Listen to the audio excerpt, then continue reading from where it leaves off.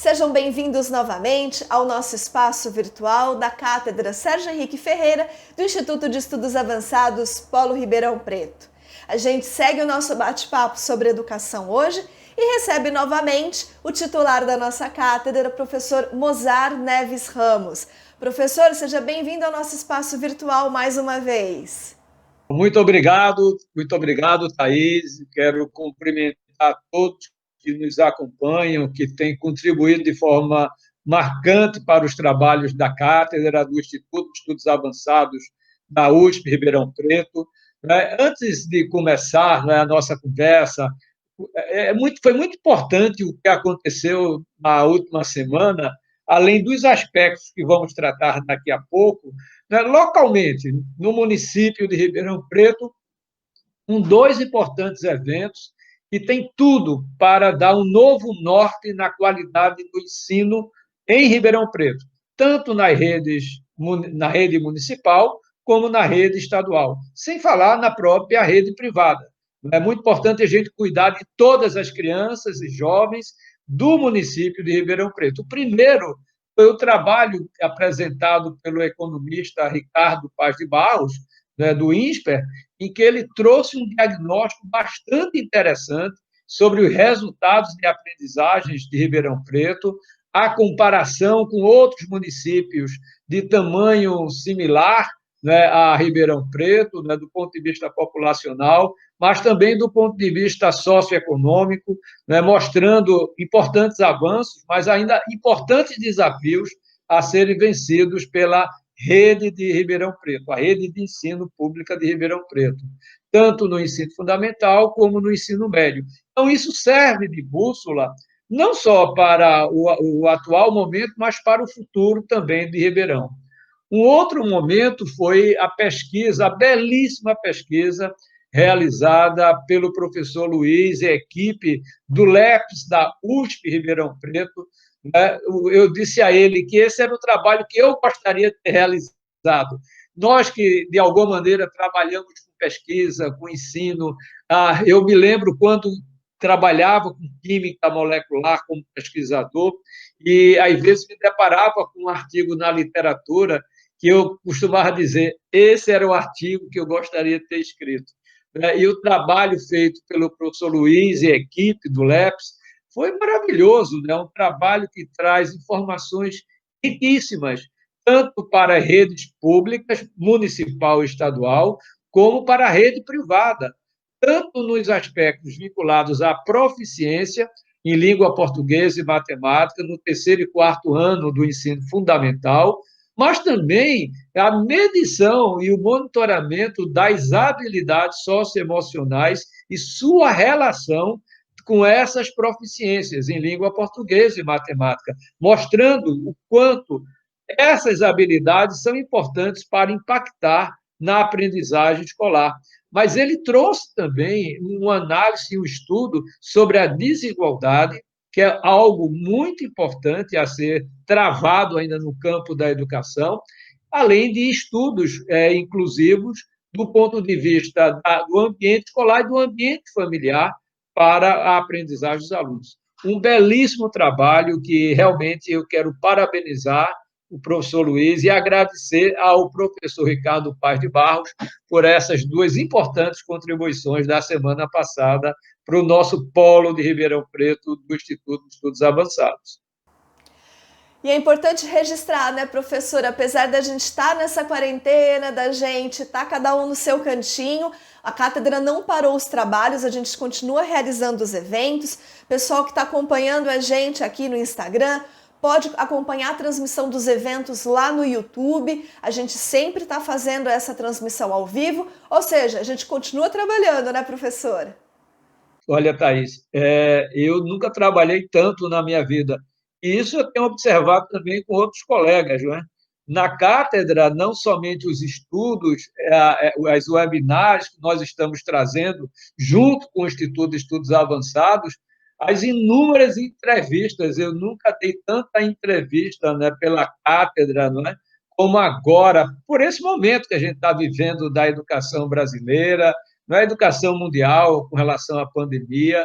Então, está sendo um momento de grande aprendizado para todos nós e de muito trabalho. E que bom! Exatamente, professor, que bom! Então, falando sobre trabalho, vamos conversar um pouquinho sobre educação. A Câmara dos Deputados aprovou na semana passada a proposta de emenda constitucional que torna o Fundeb permanente. A gente já discutiu esse tema aqui na semana passada, mas ele está de volta à nossa pauta, porque para ser aprovada essa proposta, ela precisa ainda ser discutida no Senado. O que a gente deve esperar dessa discussão agora do Senado, professor? Eu entendo, e todos que nos acompanham, que nós ainda estamos travando, né, todo um trabalho, mas eu acho que o grande passo já foi dado. Com a aprovação no Congresso Nacional, na Câmara dos Deputados, foi um passo extremamente importante e sem volta. Não é? Eu acho que agora são pequenos ajustes, não é, que naturalmente o Senado vai se deparar, vai analisar, né, mas eu não tenho a menor dúvida que o Fundeb agora, o novo Fundeb, efetivamente ele já é realidade, não é? E que será um grande avanço para a educação brasileira, para o financiamento da educação brasileira. E eu separei aqui 4 pontos que eu entendo que são relevantes nesse novo Fundeb, né? Olha, o primeiro deles é que torna mais redistributivo o Fundeb. Como era o Fundeb, como é ainda, não é, o Fundeb? Ele é distribuído pelos estados. Então, acontece que alguns estados recebem o Fundeb, mas tem municípios desses estados que têm uma arrecadação fantástica. Por outro lado, tem municípios muito pobres de estados ricos. O estado é rico, mas o município é muito pobre. Então, agora, com esse novo Fundeb, a gente vai ter um impacto muito importante do ponto de vista de uma redistribuição de recursos mais justa, de acordo com o nível socioeconômico dos municípios, né? E isso vai ter um impacto, eu anotei aqui, para 2.745 municípios brasileiros mais pobres que vão receber mais recursos até 2026. Isso deve representar um aumento médio de 23,4% no valor aluno-ano, né? Em segundo lugar, hoje, o que nós investimos minimamente por aluno ano é algo em torno de R$ 3.700. Com o novo Fundeb, até 2026, isso passará para R$ 5.700. É um aumento de 55,3%. Né? O terceiro ponto, que eu considero também muito importante, muito relevante, que é a indução de qualidade. 2,5 pontos percentuais dos 23% do governo federal até 2026, portanto, é também o aumento da participação do governo federal no Fundeb, que hoje é de 10% apenas, ao longo desses próximos 6 anos, passará até 23%. E o mais importante também é que, desses 23%, 2,5 pontos percentuais serão utilizados para a meritocracia, com base na aprendizagem dos alunos. Algo similar, e eu creio que foi inspirado pelo modelo cearense no campo da alfabetização. No Ceará, a redistribuição dos recursos do ICMS para os municípios não é apenas baseado no número de matrículas, mas sim no número de crianças alfabetizadas. Então, eu acho que é um grande momento da educação, um grande avanço, né, e que, enfim, sopra, né, uma esperança, um sopro de esperança na educação brasileira, depois de um período aí de 1 ano e meio de muito embate, de muita briga, né, causada principalmente pelo então ministro Weintraub, que preferiu muito mais o embate do que o diálogo. E a educação se faz com diálogo. E outro tema que deve movimentar as discussões sobre educação nos próximos dias é uma possível volta às aulas presenciais em alguns estados. No Amazonas, por exemplo, a rede particular já está voltando. No Rio de Janeiro, discute-se essa volta a partir da primeira semana de agosto.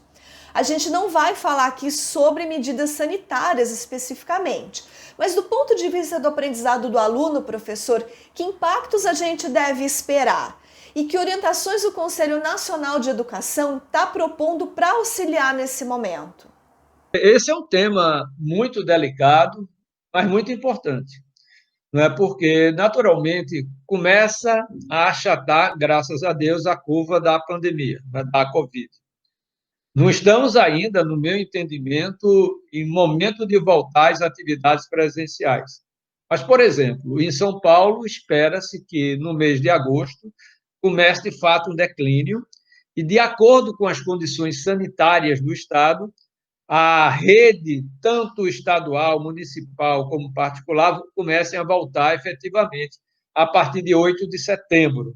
Essa é a previsão. E assim, outros estados também têm se organizado do ponto de vista do retorno às aulas, partindo sempre do princípio que a situação sanitária é fundamental para que isso aconteça.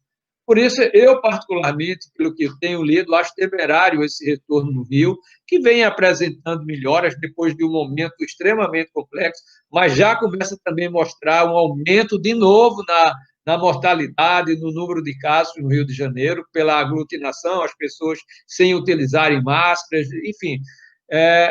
Então, esse retorno presencial, ele só pode acontecer com segurança para todos os alunos, professores e funcionários da escola.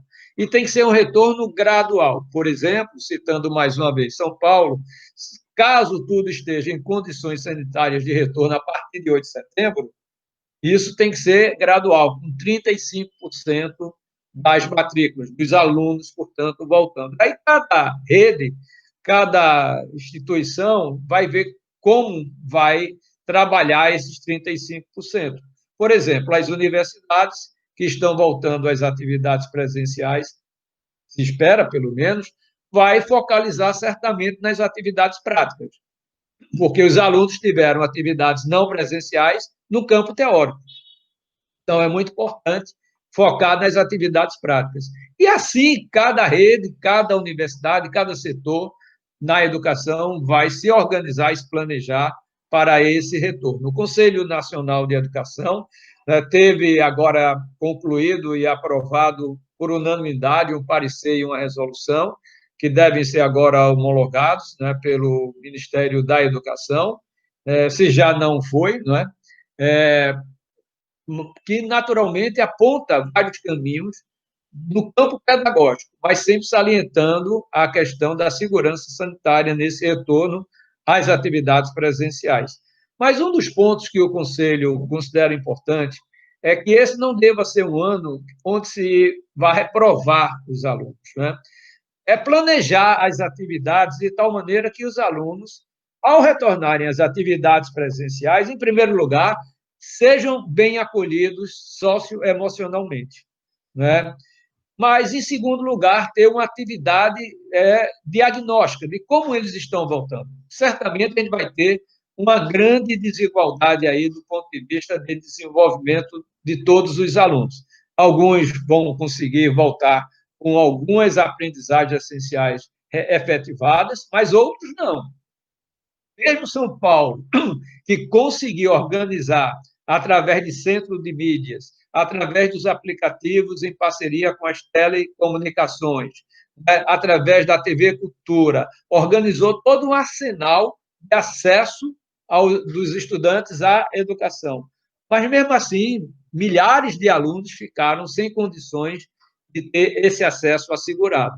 Então, vai ser preciso, portanto, um planejamento, analisar o contraturno como um instrumento importante para esses alunos que não desenvolveram essas habilidades. Vamos ter que estender isso, o Conselho também Nacional de Educação também considera relevante, é o que está chamando o contínuo curricular, olhar 2021 de maneira integrada com 2020, né, do ponto de vista do planejamento pedagógico. Né? Então, é algo que nós estamos aprendendo e nós não podemos descuidar do ponto de vista, esse é meu entendimento, das condições tecnológicas do ensino mediado por tecnologias. Por quê? Daqui para frente, acho muito difícil a gente não considerar o ensino mediado por tecnologias como um grande e importante complemento ao ensino presencial.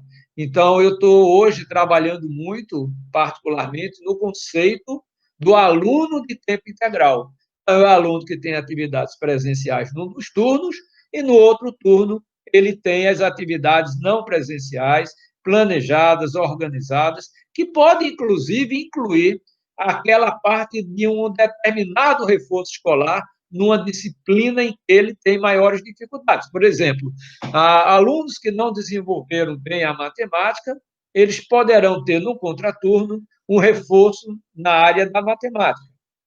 Né? Há um outro aspecto também importante nesse sentido, né, é trabalhar o professor, a formação do professor. A gente está olhando o aluno é o nosso centro da aprendizagem, mas é muito importante também dar ao professor as condições para que ele possa trabalhar no ensino mediado por tecnologias. Nem todos os professores, eu diria a maioria dos professores, não estavam preparados. Então, é fundamental que agora as redes de ensino comecem a colocar no seu planejamento de formação docente o ensino mediado por tecnologias na estratégia da formação docente. Então, eu acho que é um momento de grande aprendizado, né, de cautela, de planejamento, mas principalmente também começamos a colocar algum otimismo, algum sopro de esperança na educação que veio com a aprovação do Fundeb, e o novo Fundeb vai trazer um novo olhar, uma nova perspectiva para a educação brasileira. É isso aí, professor. Obrigada pela participação do senhor mais uma vez aqui no nosso espaço virtual. O prazer foi meu, agradeço pelo seu empenho e de todos que compõem o Instituto de Estudos Avançados da USP Ribeirão Preto. Um grande abraço. E a gente segue acompanhando a pauta sobre educação. Voltamos na próxima semana. Até lá!